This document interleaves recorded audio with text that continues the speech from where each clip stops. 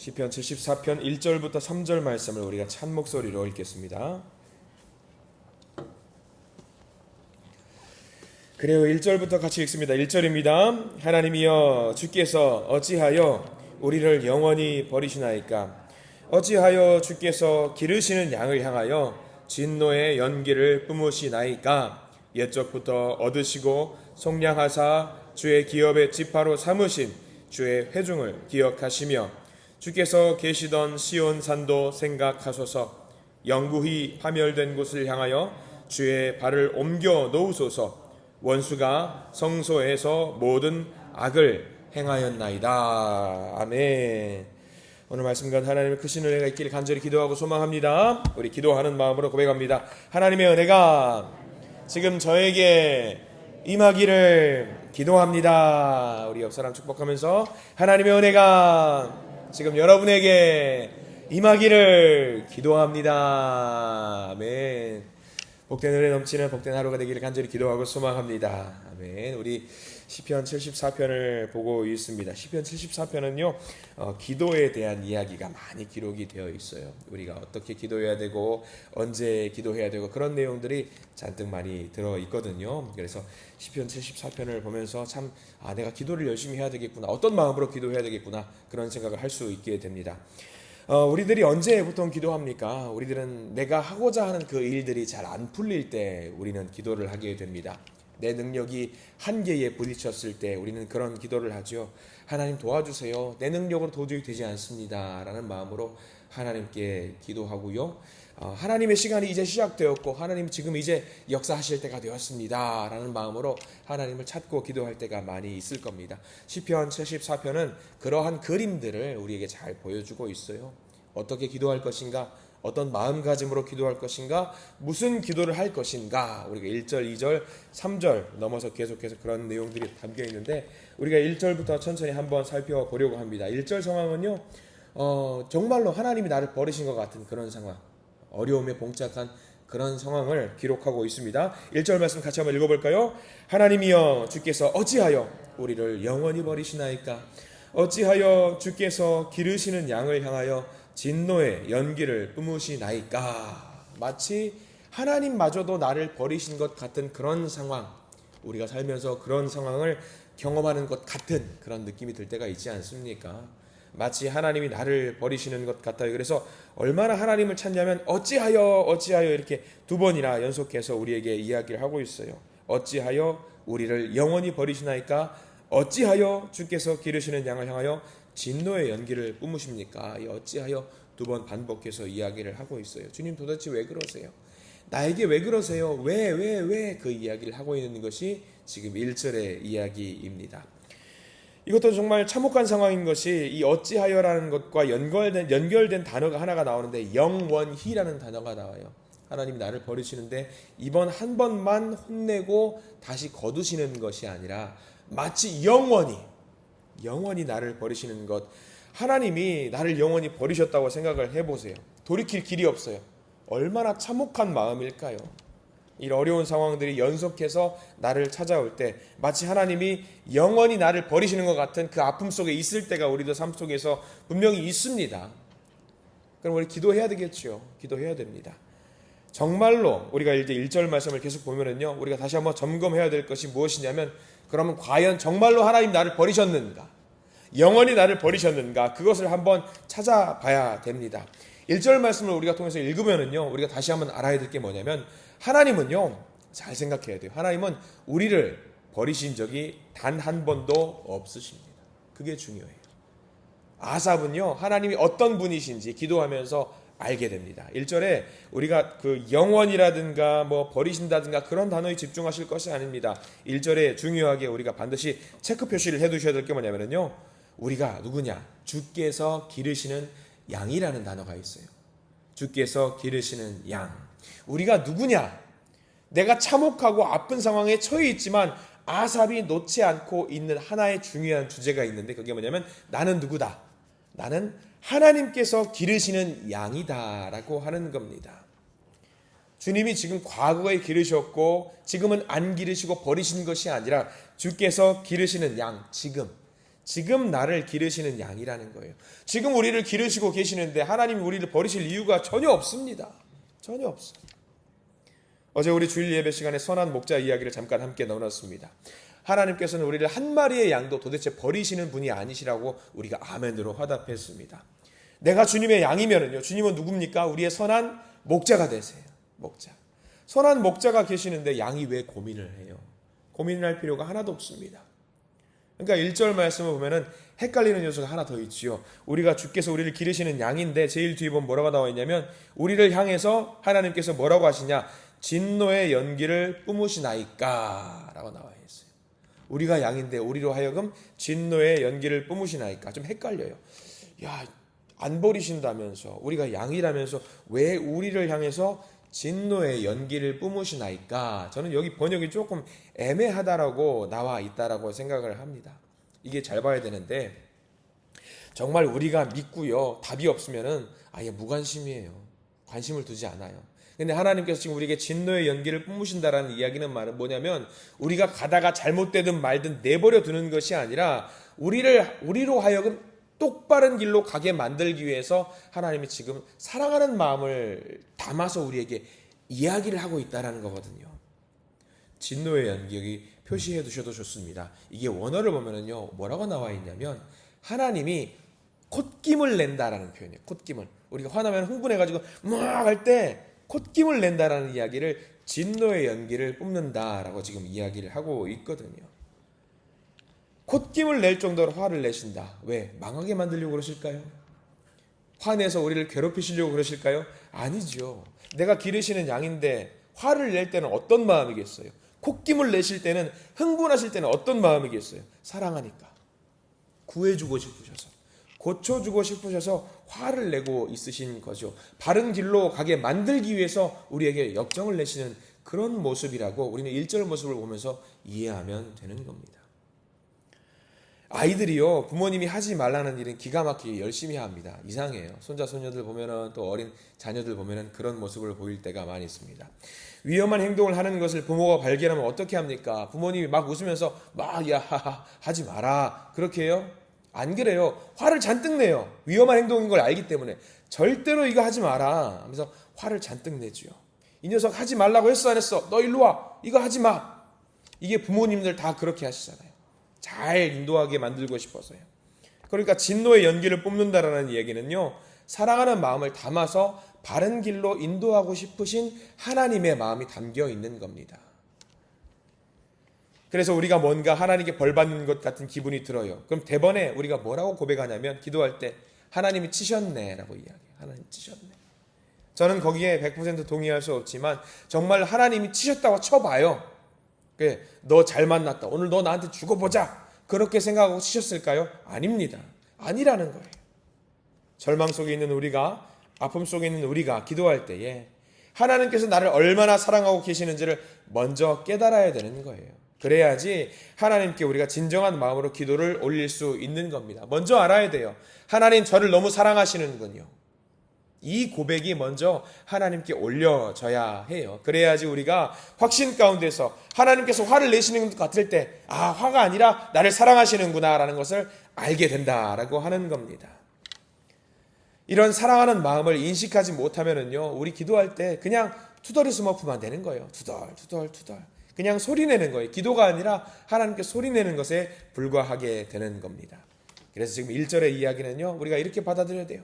저 지금 너무 사랑하시네요. 하나님 저 사랑하셔서 그러시는 거죠. 제가 하나님의 사랑에 걸맞는 사람이 되게 해주세요. 하나님 나를 도와주세요 라고 하는 그런 간절한 목소리의 기도입니다. 그러면은요 지금 그런 관계가 있고 사랑을 나누는 사이가 되면은요 지금 잠깐 고난이 있다라고 할지라도 우리를 붙잡으시는 목자 되신 하나님을 온전히 의지할 수 있게 됩니다.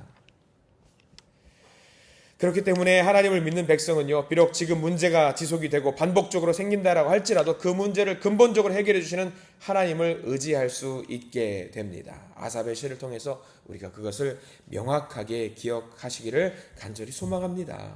그래서 계속해서 아삽은요 우리의 기도가 어떠해야 되는지 계속해서 이야기하고 있어요. 2절 말씀 볼까요? 2절 이렇게 나와 있습니다. 함께 읽습니다. 옛적부터 얻으시고 속량하사 주의 기업의 지파로 삼으신 주의 회중을 기억하시며 주께서 계시던 시온산도 생각하소서. 여기 중요한 표현이 나옵니다. 주의 회중을 기억하시며 주께서 계시던 시온산도 생각하소서. 이 말이 중요한 말이에요. 왜냐하면 주의 회중이라는 말, 여러분들 성경 말씀 잘 보시면 기억하시겠지만 언제 회중이라는 말을 제일 많이 쓰는지 아세요? 예배 드릴 때 써요. 예배 드리는 사람들이 모여 있을 때 회중이라는 말을 사용하거든요. 회중. 시온산도 마찬가지예요. 시온산은 어디입니까? 예루살렘 성전이에요. 성전에 모여서 함께 예배 드리는 모습이 지금 회중이라는 말과 시온산이라는 말로 대신해서 쓰고 있는 거예요. 주님의 양들을 기억해 주세요. 우리가 주님께 예배 드리던 사람 아닙니까? 성전에 모여서 기도하던 사람 아닙니까? 그런 하나님께서 우리를 과연 버리실 수 있습니까? 우리가 누군지 아시잖아요. 우리는 예배 드리던 사람들이에요. 하나님 앞에서 예배하는 사람들이에요. 이건 하나님 앞에 당당하게 나 자신을 어깨 펴고 나가면서 기도하는 거거든요. 내가 이런 시련이 있을 때에, 아픔이 있을 때에, 고난이 있을 때에 하나님 제가 누군지 아시잖아요. 저 기도하던 사람이에요. 저 예배드리던 사람이에요. 당당하게 하나님 앞에 내밀면서 나가는 거예요. 우리가 이런 기도를 할 수 있었으면 좋겠어요. 고난이 처했을 때 하나님 앞에 당당하게 내밀었으면 좋겠어요. 이번 명절 때 친척들을 잠깐 만났습니다. 사촌들을 만나고 형제 자매들을 만났어요. 네, 정말 사랑스러운 이제 막 한 5살 되는 꼬마 여자아이 외조카가 있어요. 아빠에게 뭔가 혼날 짓을 했나 봐요. 네, 혼날 짓을 하고 저한테 제가 애들이랑 너무 잘 놀아주니까 저한테 숨어들어요. 그래서 아빠가 혼낸다고 하면서 제가 귓속말로 알려줘요. 야, 내가 아빠한테 안 혼날 방법을 하나 알려줄게. 이게 여자아이들한테만 특별히 해당되는 요령이거든요. 아빠한테 가서 귓속말로 아빠 하고 콧소리 한번 내봐. 이거 남자아이는 안 되는데 너는 될 거야. 너는 해봐. 아빠 미안해 라고 한번 해봐. 그리고 그 여자아이가 자신 없어요. 손잡고 같이 가요. 같이 가서 그 여자아이가 지금이야 지금 해봐. 그러니까 그 여자아이가 겁먹은 목소리로 혼날까봐 무서워가지고 귀에다 대고 아빠 하는 거예요. 미안해 아빠 하는 거예요. 근데 그 아빠가 그 목소리를 듣고 어때요? 잔뜩 화가 났다가 어때요? 어이구 이 녀석 하면서 그 화를 누그러뜨리고 그 아이가 하는 거를 받아들이는 거예요. 왜? 누구한테 주어진 특권이냐면 자녀에게 주어진 특권이에요. 특권. 화가 잔뜩 났다라고 할지라도 그 자녀가 당당하게 내가 누군데 나 아빠 딸인데 아빠 하면서 달려들면은 그 이야기를 다 받아주는 게 부모라는 거죠. 지금도 마찬가지. 오늘 말씀으로 와보세요. 하나님 화가 잔뜩 나 있을지 몰라요. 우리한테. 괜찮아요. 근데 우리가 하나님 앞에서 내가 누군지 아시냐고. 하나님, 나 예배드리는 사람이었다고. 하나님, 나 기도하는 사람이었다고. 나 예배드릴 때 주님 보시지 않았냐라고. 하나님 앞에 나가면은요, 잔뜩 우리한테 화가 나 있다고 할지라도, 화를 내셨다고 할지라도, 아이고 저 왼수 같은 거 하면서 웃으면서 우리를 다시 안아주시는 분이 누구시다? 우리 하나님이라는 사실이에요. 지금 그 이야기하고 있는 거예요. 하나님께서 그렇게 기도하라고. 주님의 회중을 기억해 주세요. 모여있는 회중을 기억해 주세요. 시온산에서 우리 만나셨잖아요. 우리 기억하시잖아요. 예배드렸던 우리의 모습을 기억해 주세요. 우리가 누군지 아시잖아요. 그렇게 기도하라는 거예요. 지금 하나님께. 그렇게 나아가라는 거예요. 우리가 하나님께 자랑할 것이 있다면 여러분들 뭘 자랑하시겠습니까? 자랑할 것이 있다라고 예를 들어보시면 우리가 자랑할 건 딱 하나입니다. 우리는 기도하는 사람이었다는 걸 자랑하셔야 되고요. 하나님 앞에 내가 예배드리는 사람이었다는 것을 하나님 앞에 기도하시고 자랑하셔야 돼요. 하나님 저 찬양하는 사람이었어요. 제 목소리 들으셨잖아요. 이거를 자랑하셔야죠. 우리가 하나님 앞에서 우리가 뭐 좋은 집이 있다고 그걸 자랑하시겠어요? 좋은 직장을 자랑하시겠어요? 아니에요. 우리의 이력서를 자랑하시겠어요? 아니에요. 그거 자랑하세요. 우리 함께 모여서 예배드렸던 사람이에요. 우리가 회중이에요. 우리가 예배드렸던 시온산에서 모여서 예배드렸던 사람이에요. 그거면 된다라는 거죠. 기도할 때. 이게 아삽이라는 사람에게는 제일 큰 자랑이었어요. 제일 큰 자랑.